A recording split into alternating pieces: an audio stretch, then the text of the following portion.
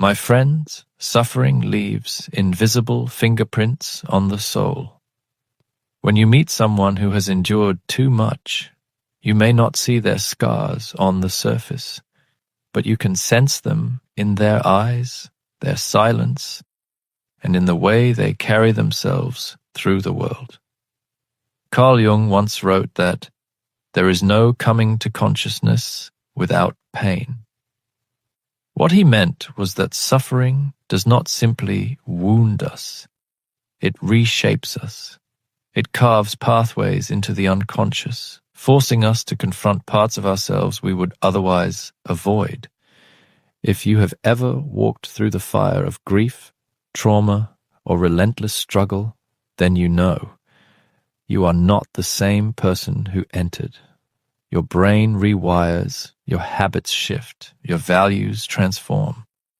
Some changes make you stronger, others make life harder, and many are so subtle that you do not notice them until you step back and reflect.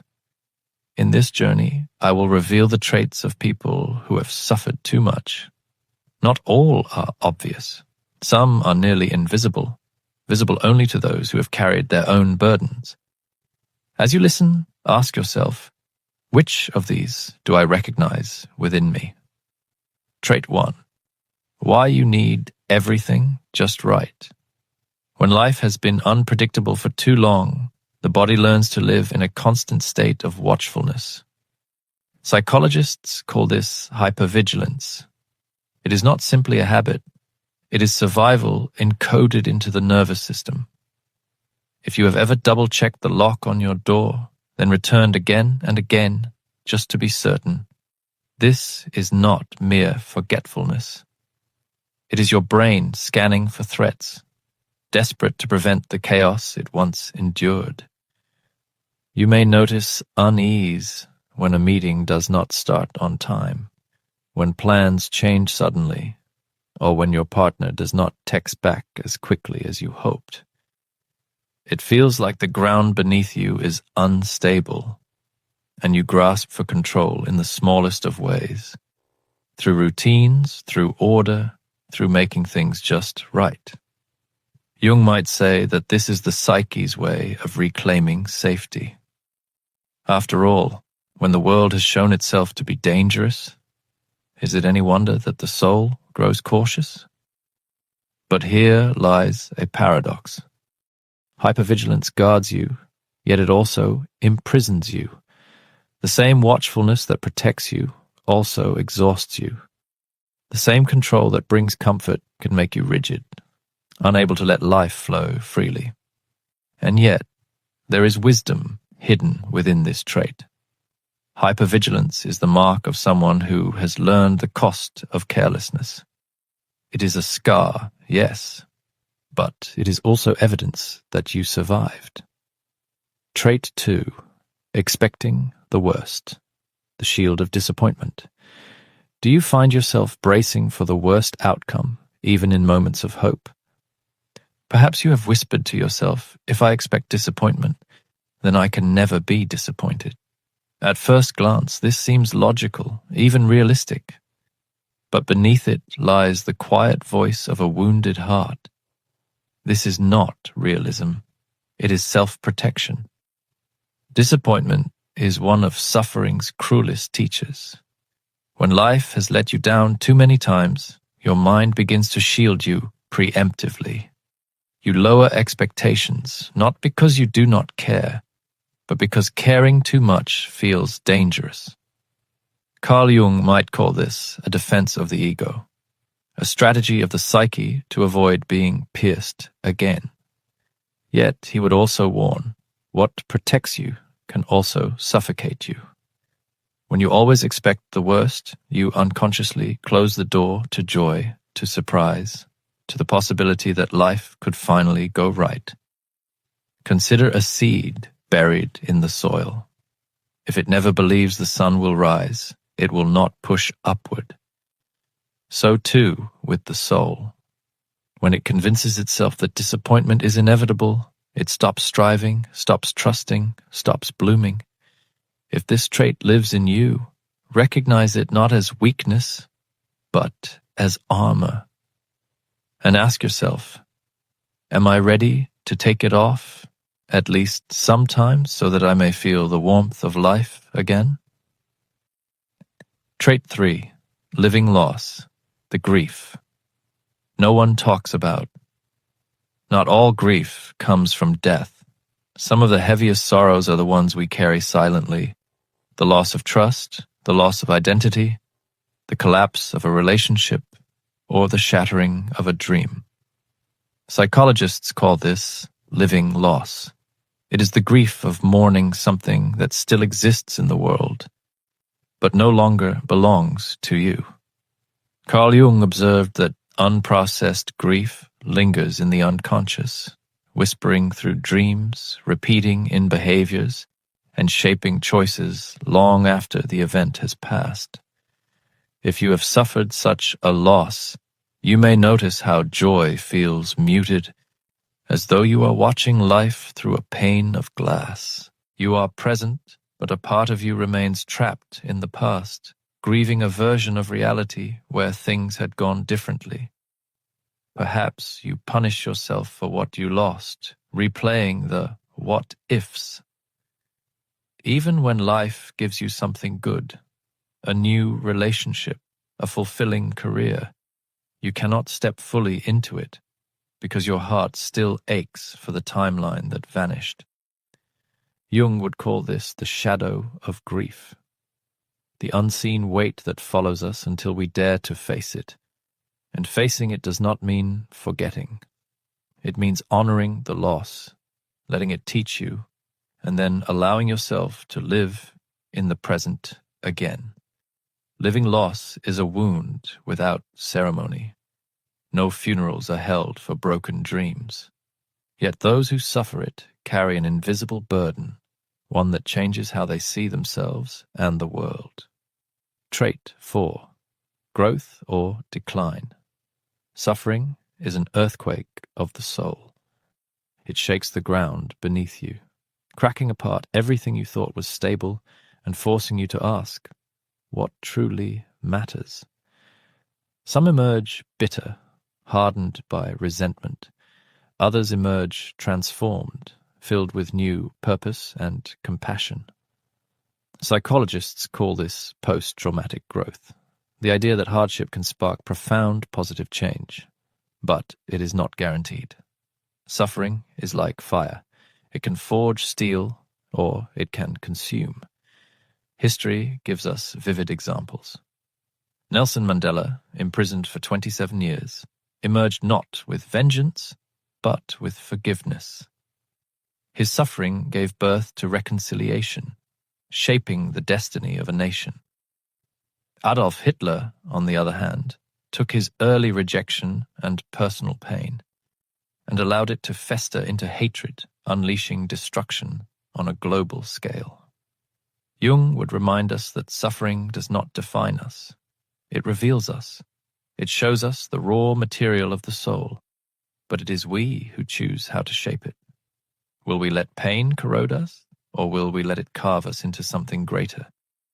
This shift in values is one of suffering's deepest marks. Those who have endured often care less for trivial pursuits. They seek meaning, authenticity, depth. They no longer waste time on what is shallow, because they have looked into the abyss and know how precious life truly is.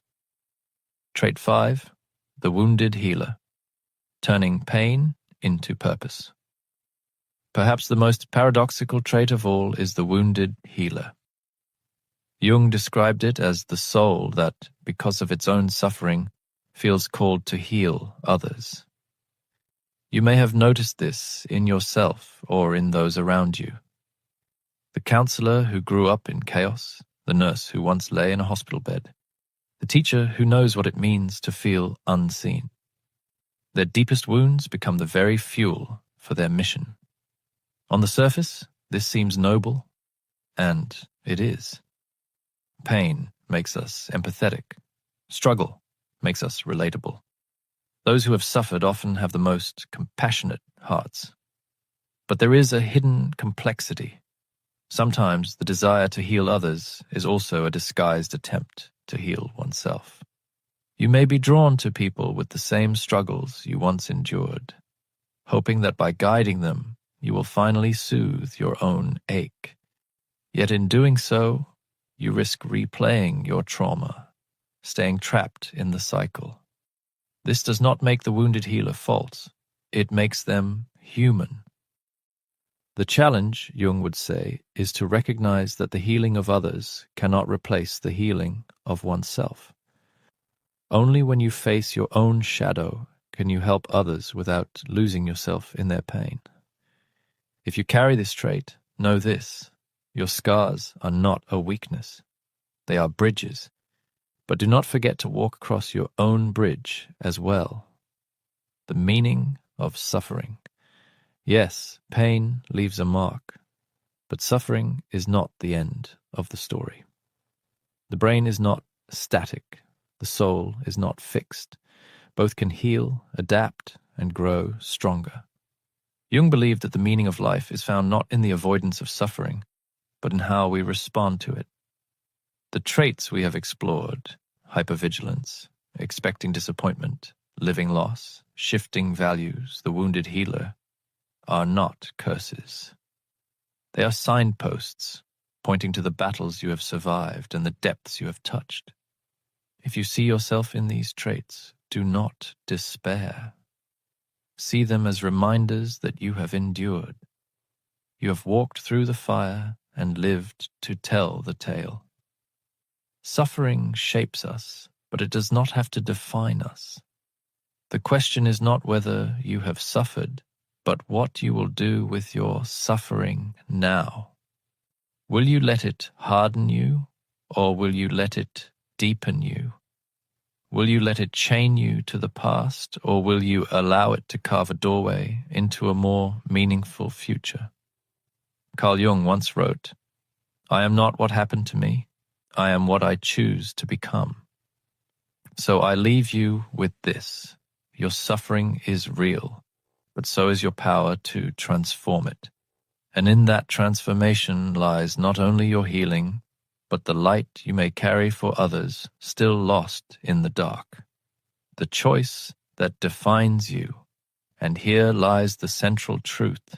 Suffering itself does not decide your destiny. It is your response that determines who you become. Some allow pain to harden them into bitterness, shutting out the world, trusting no one, giving nothing of themselves. Others allow pain to soften them, to make them compassionate, wise, and deeply alive. Both carry scars, but one carries scars as chains, and the other carries them as symbols of survival. You cannot always control the suffering that comes into your life. But you can control how you interpret it, how you carry it, and how you use it. Jung would say that in this choice lies the possibility of individuation, the process of becoming whole. So I ask you, what has your suffering given you? Perhaps it has given you the ability to notice the small joys that others overlook. Perhaps it has given you empathy for the broken, compassion for the forgotten, strength for those who cannot yet stand.